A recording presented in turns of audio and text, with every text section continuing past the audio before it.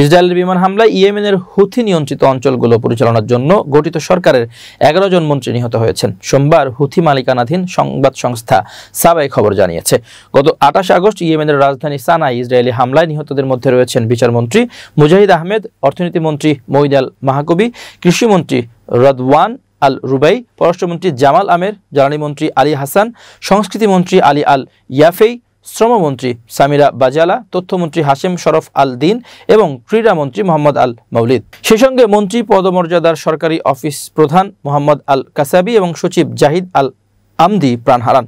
এর আগে রুশ বার্তা সংস্থা তাসকে হুথির একটি সূত্র শনিবার প্রধানমন্ত্রী আহমেদ গালেব আল রাহাবির মৃত্যুর বিষয়টি নিশ্চিত করেছে।